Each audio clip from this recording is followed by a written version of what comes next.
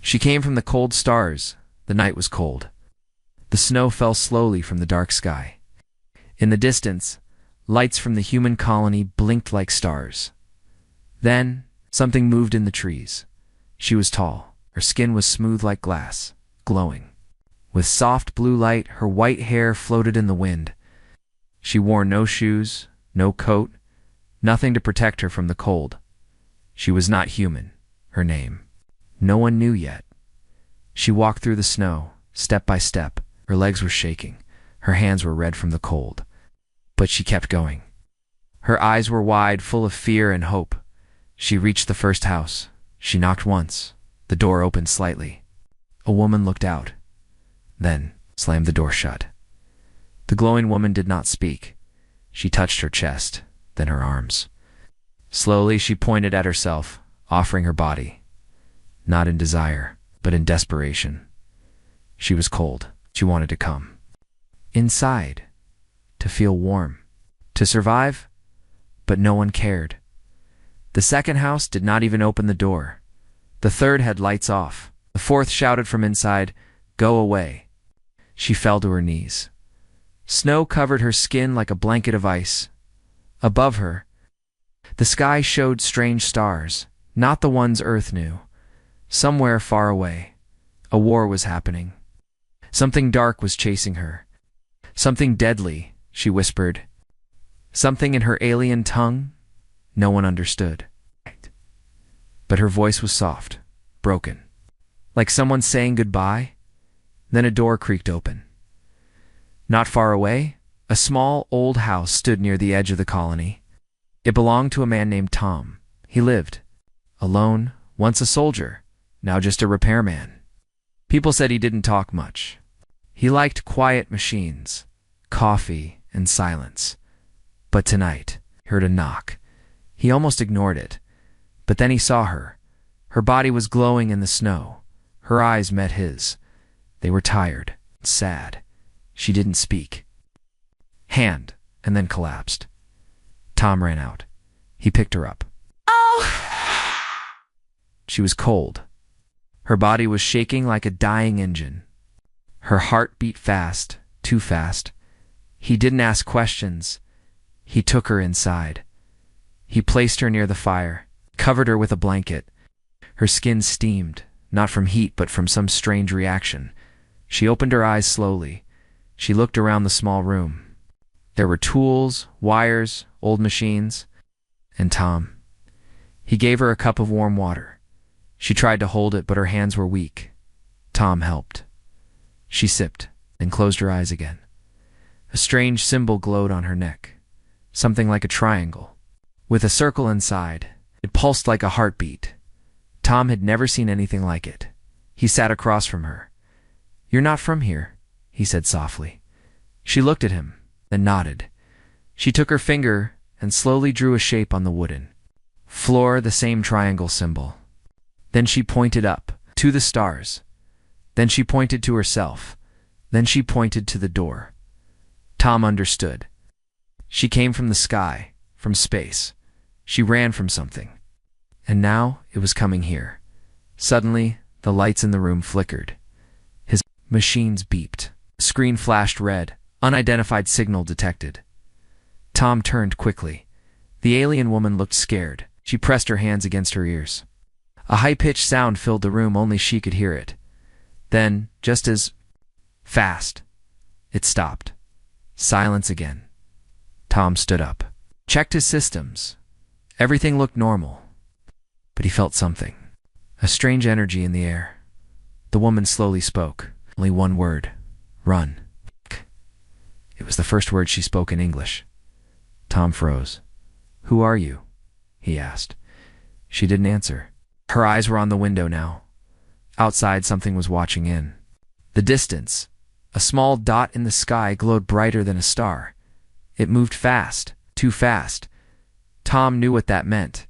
He had seen this before, in the war. Not human. He looked at the woman again. She was shaking.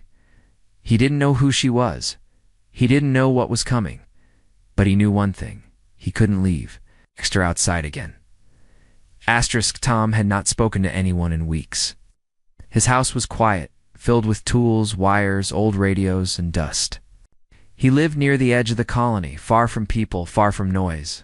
But tonight, everything changed. She was lying on his floor near the fire, the alien woman. Her name was still a mystery. She hadn't said more than one word. Run. That word kept echoing in Tom's mind. He looked at her. Her breathing was slow, but steady. Her glowing skin was dim now, almost fading. Her silver hair clung to her face like threads of light. He stood up and walked to his storage room, grabbed an old blanket, thick boots, and some dried food. If she woke up again, she would need strength. When he returned, she was already sitting up, watching him carefully. Her eyes were different now. More alert, more curious. "I won't hurt you," Tom said, holding out the food. She took it slowly. Their hands touched for a second. Her skin felt warmer than before, still strange, still otherworldly, but not frozen anymore. She pointed to her chest, then softly said, "Anara." Tom blinked. "Your name?" She nodded. "Okay, Anara." He pointed to himself. "Tom." She smiled just a little. It was the first human-like expression she had shown. Then she stood up. Like she wasn't used to standing indoors, she walked to the window. Her eyes widened. Something was outside. Tom rushed to the window. At first, he saw nothing. But then, high in the sky, he spotted it. A black circle floating among the stars. No lights, no sound, just a dark shape moving against the night. Drone, Tom whispered. Not ours. The old war in space. He remembered the stories. Human scouts, alien probes, small attacks, then silence. But this was new. Anara touched the window with her glowing fingers. A small spark jumped from her hand to the glass. For a second, Tom saw something aflash, like a memory not his own. A dark ship, a firestorm, screams in the void. Then it was gone. Anara turned to him, her face now serious. She pointed at the drone and made an X across her chest. "They're hunting you?" Tom asked. She nodded. Then she walked over to the wooden table and picked up a tool, a screwdriver. She turned it in her hand, confused. Then she reached toward Tom's old radio. With fast fingers, she opened the back and began rewiring it. Tom stepped forward. "Hey, wait." But before he could finish, the radio turned on, not with music, but with a strange whispering signal, static, mixed with a pulse. And something like breathing. Anara listened closely. Then she quickly pulled out the wires. The signal died. She looked at Tom and spoke slowly. "Clearly more will come." Tom sat down, trying to understand. "Why are they chasing you?" he asked. She hesitated. Then she raised her hand again and touched her neck, where the glowing symbol began to shine brighter. Suddenly a small hologram appeared in the air. Floating above her hand, it showed a planet, not Earth, a city of tall silver towers. Then explosions, smoke, fire, a giant black ship in the sky. Tom stared. "A war?" he asked. She nodded. She pressed her other hand to the floor. Another image appeared, this time of Earth. A red circle flashed over it. Then a countdown began. 6, 5, 4. Tom jumped to his feet. "It's a target. They're coming here?" Anara didn't speak, but her eyes said it all. He took a deep breath, walked over to his workbench. He pulled out his old military tablet, the one he hadn't touched in years, still linked to satellites, still active. He ran a scan. Unknown object detected to 300 kilometers above Earth's surface. Stealth class. No ID. It was real. She wasn't lying. Tom looked at Anara again. She was touching the fire, watching it carefully. Like she didn't understand what heat was, only that it was life. "You came here," he said slowly, "just to stay warm." She nodded once. "But what's inside you?" he asked. "It's why." "Is that symbol glowing? What do they want?" She looked at him with tired eyes, then spoke one more word. "Key." He frowned. "Key. What?" But she didn't answer. She just leaned back, closed her eyes, whispered something in her language, soft, musical, and full of sadness. Outside, the drone in the sky turned silently and vanished into the clouds. Tom looked up. Trouble was coming. But for now, one thing was clear. The woman from the cold stars had found warmth, not just from fire, but from the one man who still had a heart warm enough to open the door. The night was quiet again, but it wasn't peace. It was the kind of silence before a storm. Tom stayed awake, sitting near the window. The fire had died down. Anara was sleeping on the floor, her back against the wall, her head tilted to one side. Even in sleep, her body glowed faintly like a warning light. Tom looked at her face. Not human. And yet something in her felt more human than most people he had met. He sipped cold coffee and turned on his military tablet. The screen blinked red. Incoming signal, unknown source code type. Biosentient. Tapped it once. A map appeared. Black object, still in orbit above Earth, had started moving. Not away. Downward. Tom's breath caught in his throat. They're coming. He looked at Anara. You were right. She opened her eyes slowly. Maybe she had never really been asleep. Her eyes met his. Calm, no panic. Like she was waiting for this. Tom stood. We need help. I know someone. Anara didn't move. Just looked at him, trusted him. Tom packed fast radio gear, signal jammers, his old sidearm. Then he held out his hand. Come with me. She took it. They walked through the snowy path in silence. The forest around them creaked under the weight of frozen air. Overhead, the stars had disappeared, hidden by a low black cloud. No birds, no wind, no sound, except for one, a soft buzzing, mechanical watching. Tom didn't stop walking.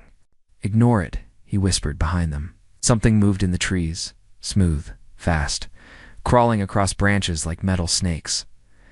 Tom knew what it was. A scout it wouldn't kill yet. They reached a hidden bunker near the hills, covered by snow, marked only by a red antenna poking from the ground. Tom opened the hatch. Inside, a young woman sat with her feet on a broken console, chewing gum, typing fast. Her name was Jin, hacker, genius, ex-military tech. When she saw Anar, she dropped her gum. Tom, is that alien? Yes. Hostile. Not yet. Jin stared at Anara, then back at Tom. Are you serious? You brought an alien fugitive into my bunker? Tom nodded. We need her memory, she asked. Something big. Anara stepped forward. She placed 2 fingers on Jin's old neural port. Wait, what are you? Too late. A flash of light. Jin's eyes rolled back. A stream of images passed between them. No words, just raw data. Cities, ships, explosions. A glowing cube. The core, then Earth, and a countdown. Jin gasped and pulled away. She fell to the ground, shaking. Oh. No. We're in deep trouble. Tom helped her up. What did you see? Jin wiped her face. Her people built something. A living AI. It feeds on energy, thoughts, emotions, pain. They lost control. It turned against them. Frowned. Why is it coming here? Jin looked at Anara. Because Earth was the backup plan. Her people marked Earth as the next safe zone for the core to restart itself. Tom turned to Anar. And you stole it? Anara nodded, then touched her chest. I am key, she said. Jin stepped back. You're the lock. No. The code, that core will come here. It will try to open itself. Through you, Anara looked down. She wasn't proud. She wasn't a hero. She was tired. Tom's hands clenched. How long? Jin checked her gear. 3 days. Maybe. Less silence filled the bunker. Then a crash above them. The ceiling shook. Something shook something. Jin's console blinked red. Proximity alert, multiple hostiles. Life form status. Yuan Can. Notable Intim grabbed his weapon. They found us. Anara stood calmly. Her symbol began to glow again, but this time stronger, brighter. A small circle of energy formed around her feet. Jin shouted, "She's powering up something." "What is that?" Nara stepped forward. Her voice came out clearer, stronger. "They will destroy all." "To take me?" Tom looked at her. "Then we don't let them take you." Suddenly the hatch above blew open. Cold wind burst in, and with it came the first hunter.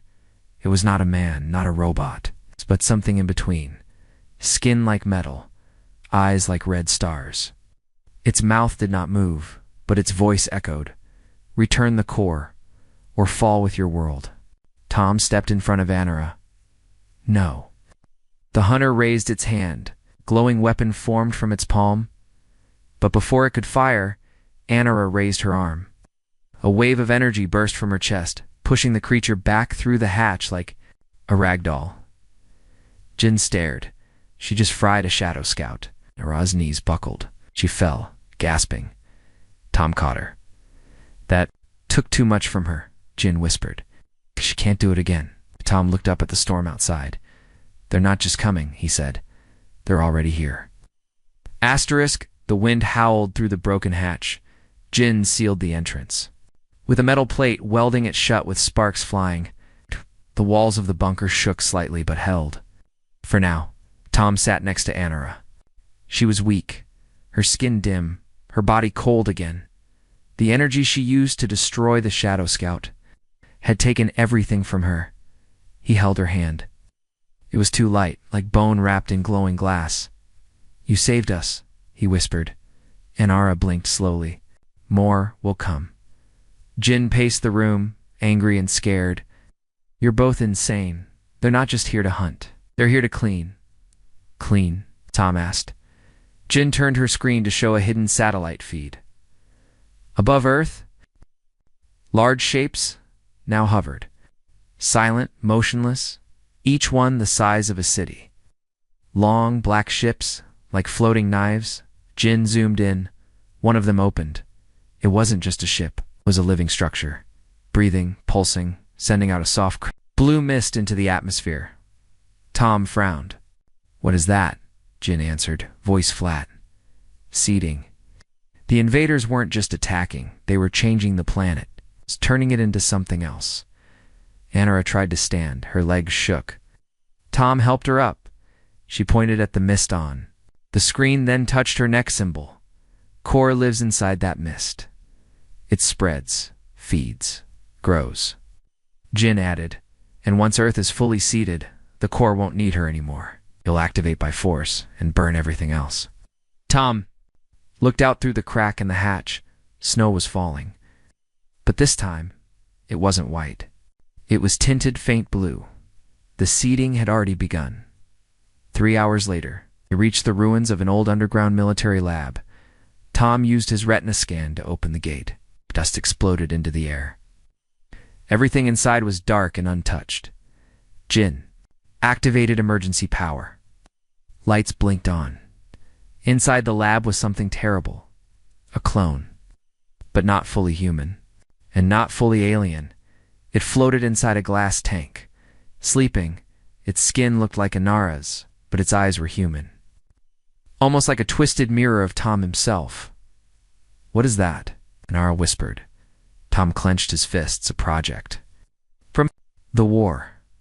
We tried to build something that could survive the alien AI, but it didn't work." Jin stared. "This one, it's waking up." The clone's eyes opened. It stared at Tom, smiled. "Hello, Father." Tom stepped back. "At that thing is not mine." The clone pressed its hand to the glass. "You're right. I'm ours. Built by your code and her DNA." Jin gasped. "Wait, they used samples from the first contact crash. From Anara's people." Tom turned to Anara. She looked away, ashamed. The clone's voice became darker.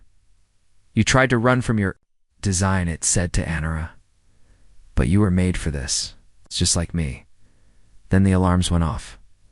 Jin ran to the console. "Something's coming. Big, not a scout. A full strike team." Outside, the blue snow had stopped, but the sky had turned black. A massive object descended through the clouds like a falling moon.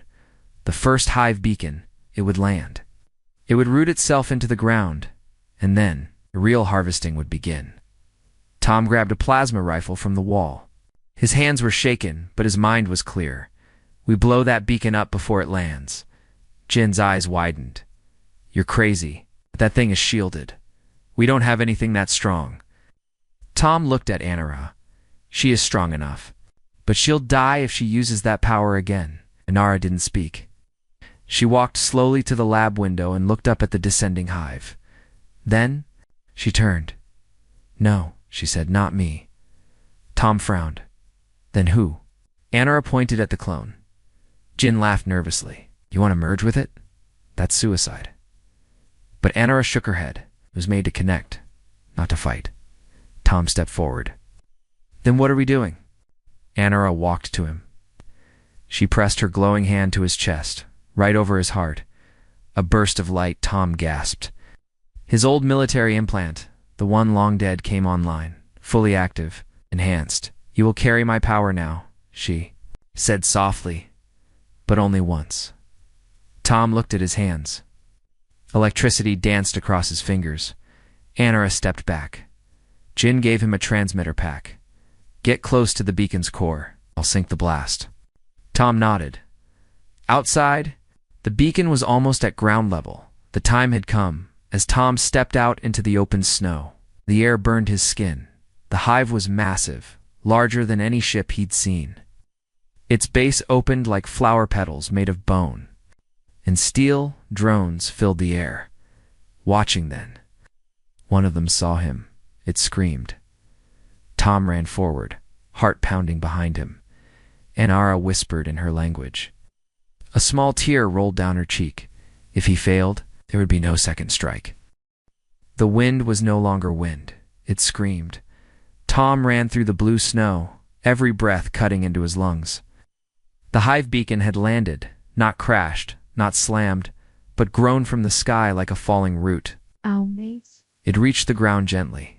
As if it belonged here, the ground shook with a soft pulse, like a giant heart beneath the earth.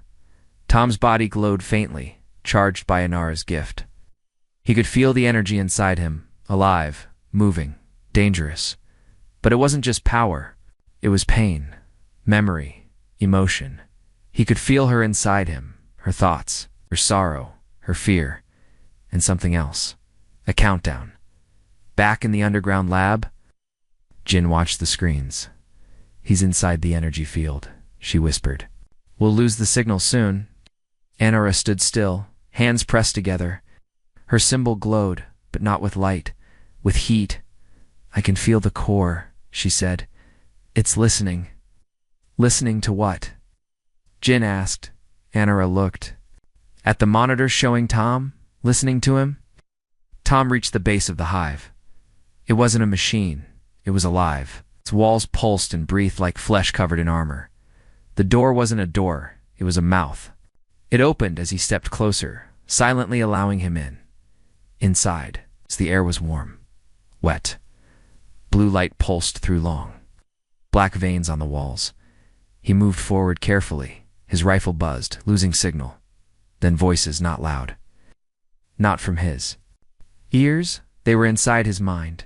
You carry the code. You're not the one we want, but we will use you. Tom held his ground. Come and try. Suddenly from the walls they formed. Not soldiers. Not drones. Echoes, shadows of people. Tom once knew. Old squad mates. Dead friends. His father. All fake. All smiling the wrong way. Leave my mind alone, he growled. They didn't stop. One stepped forward, a copy of Tom himself. But its eyes were black. You are full of fear. It said you protect the key because you still hope. Copy stepped closer. But hope is just a delay. You will lose her. You will lose everything. Tom raised his glowing hand. For a second, energy surged. Boom. The echo vanished in a burst of white light. The rest screamed and ran. Jin watched from the lab as his signal flickered. He just destroyed a node. He's getting close. Nada sat on the floor, eyes closed, hands trembling. I feel the Core waking up. It remembers pain. What kind of pain? Jin asked. Anara opened her eyes. Mine. Tom reached the center. The core hung in the air, spinning slowly. It was not metal. It looked like a heart, with veins reaching out in every direction. Sight it. Something moved. Something alive. And standing beneath it was the clone. The twisted copy, grown from his blood and her DNA. It smiled. You finally came. Raised his weapon. The clone didn't move. Shoot if you like. But the core will survive. You brought its key too close. It only needed her signal. Now it doesn't need her anymore. Then it's going to be disappointed. He threw the transmitter pack at the base of the core. The clone didn't stop him, because the core absorbed it, melted it, broke it down. No explosion, no fire, just silence. The clone laughed. This place isn't real anymore.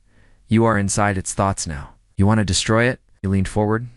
Then you must destroy part of yourself. Back in the lab, Anara screamed. Jin grabbed her. What's wrong? Anara clutched her chest. He's inside the core's dream. It's using his memories, his regrets. Can you reach him? Jin asked. Anara didn't answer with words. She placed both hands on the console. Her body shook. And in a flash, she sent her voice into his mind. Tom stood frozen. He saw images around him. Not real, just dreams. His childhood. His mother, beside him, smiling. But then her face began to melt. The core was changing her. Don't believe it, said a voice. Anara's voice. Inside his head. Find the core inside the core. The pain point. The first memory. That's where you plant the blast. Tom gasped. He closed his eyes. Let the false images fall away, and then he saw it. A small black orb pulsing at the center of the core, hidden behind all the emotion. Behind the lies, he ran straight into it. The clone screamed, No, you'll kill us both. Tom reached the orb and pressed his glowing hand against it. His heart stopped. The pain shot through him like fire. Outside, the hive shook violently. Blue lightning cracked across the sky. Jin stared in horror. He did it. Found the cores. Heart Anara collapsed. Inside, Tom's hand glowed white-hot. He whispered, This is for the ones you erased. And then silence. Asterisk everything stopped. No sound, no light, no feeling. Tom floated in blackness, as if space itself had swallowed him. His hands still pressed against the core's heart, but it was no longer beating. He couldn't move. Couldn't breathe. Inside this silent place, time felt frozen. Then, a voice, not loud, not from outside, from deep within the core. Two minds cannot hold one truth. Tom opened his eyes. He was standing now in a copy of his old home, the house that burned during the war. But this was no memory. It was a test. Across the room, Nara stood facing him, but it wasn't really her. It was her mind pulled. Into the same dream space by the core, they were both trapped inside it. In the real world, alarm screamed. Jin ran from console to console, trying to reconnect to Tom's vitals. The hive trembled. The sky turned orange. She yelled into the mic, Tom, Anara, answer me. No response. Then the clone's voice crackled over the radio, laughing weakly. You shouldn't have sent them in together. Jin pointed her gun. At him, you're dying with them, she snapped. He only smiled. I was already dead. I was born in a lab, remember? Inside the core's dream space, the air was heavy. Anara looked at Tom, her eyes full of sadness. It wants one of us to stay, she said. Tom understood. To destroy the core completely, someone had to stay behind. To keep the blast focused, to lock it from the inside. One mind. Must fuse with it and die. Outside, Jin found a signal again. Faint, shaking. A final warning flashed across the screen. Core stabilizing. Self-repair in 2 minutes. If it didn't end it now, everything would restart. Inside the dream, Tom looked at Anara. I'll do it, he said, but she shook her head. You're human. You belong to this world. I don't. Tom stepped closer. You gave me your power. I can handle it. Anara smiled. Exactly. You're strong. That's why you must leave. Tom's hands curled into fists. Why do you all keep trying to save me? He shouted. Everyone dies so I can live. I'm tired of it. What? Anara stepped forward. She touched his face. Because you're still trying to protect others, she whispered. And I ran from everything. Tears filled her eyes, glowing like starlight. I was supposed to lead my people, but I failed. I watched them burn. I didn't fight. I only survived. She closed her eyes. This time, I choose to be the last flame. Outside, Jin screamed into the mic. 1 minute, core recharging. Inside, Anara began to glow. The floor cracked. The false world trembled. Tom fell to his knees. Please don't do this, begged. Anara knelt beside him. You gave me warmth, not just from the fire, from your heart. She leaned forward. Their foreheads touched. Then she whispered, Now I give it back. In a blinding light, Tom was pushed back. His body fell through the dream, through time, through memory, until he landed outside, in the snow, gasping for breath. The hive was silent. Then dash boom. A beam of white light burst through its center. The entire structure shook, cracked, and collapsed inward like a dying star. Everything the core had built, every machine, every shadow, every piece of its dark mind, vanished in the light. Jin stood at the lab door, staring into the sky. The snow turned white again. The wind was finally quiet. Tom crawled up from the ridge, coughing, burned, shaking. Jin ran to him. Where's Anara? She asked. Tom didn't speak. He looked up at the stars. They were clear now. No ships. No smoke. Only silence. A week passed. The government came. Cleaned up. Asked questions. Don didn't answer any. He stayed quiet. Fixed machines, repaired wires, sat by the fire. Jin visited sometimes. She'd bring food, or just sit beside him. One night, as the wind blew gently across the hills, someone knocked on his door, soft, gentle, familiar. He froze, opened it slowly. No, one was there, only a spark on the ground, glowing faint blue, still warm. Snow fell softly over the hills, but this time the sky was not dark. No blue mist, no shadows, just stars. Bright and clean, Tom sat outside his house, wrapped in an old coat, staring at the fire pit. No flames, just cold ashes. It had been 12 days since the hive fell. Since the core died? Since she disappeared? The world had moved on quickly. Cities celebrated. Officials made speeches. People forgot. But Tom didn't. Anara wasn't just a visitor from another world. She was the reason Earth was still standing. And she was gone. He didn't hear the knock at first. It was soft, gentle, like the first one she made, that cold night in the snow. He opened the door. No one there. Just a trail, faint, glowing footprints in the snow leading into the woods. He followed. The trail led him to the place where they first met, the forest clearing. But something was different now. The snow here was melted. Grass had started to grow. Tiny flowers, glowing blue, pulsed with life, and at the center was a pod, half metal, half crystal, covered in frost. Still. Humming, Tom stepped closer. The pod opened with a breath, like it was alive. Inside was a figure, curled, sleeping, glowing faintly. Her skin, once cracked and fading, now shimmered with golden threads. Her eyes opened slowly. Anara, Tom didn't move. He thought it might be another trick, another dream. But then she smiled, soft, real, and whispered one word. Warm. He dropped to his knees. Tears rolled down his face. He wasn't the crying type, but this wasn't a normal kind of moment. You died, he said, choking. I saw you burn. She touched her chest.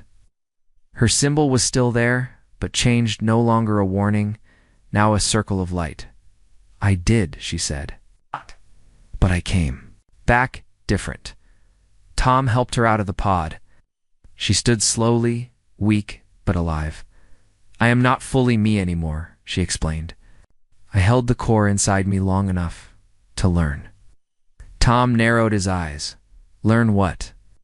Anara looked up at the stars. That your world is not weak. It's full of pieces, broken but kind, loud but beautiful. She looked at him, and you gave me something my world forgot. He raised an eyebrow. What's that? She smiled. A second chance. They walked back to the house. She sat near the fire again, this time lit, warm, alive. She held the mug he gave her once, now full of tea, and she didn't shiver. Outside, the wind carried blue flower seeds across the snow, her gift to the earth, tiny signs of new life. From her world, mixed with his. Weeks passed. People still didn't believe Tom's story. Some did. One day, Jin brought visitors, kids, students, scientists. They sat around the fire while Anarat told stories of stars, lost cities, and what it felt like to be alone for centuries. She never said she was a hero, but to those who heard her, she was. One evening, Tom and Anarat stood outside, watching the sky. A shooting star passed. Tom said, "What now?" Anarat smiled. "No, I stay." He looked at her, surprised. "You're not leaving? I was born in the cold. Built for silence," she said. "But I came here for warmth." She looked at him, eyes glowing like soft embers, and I found it.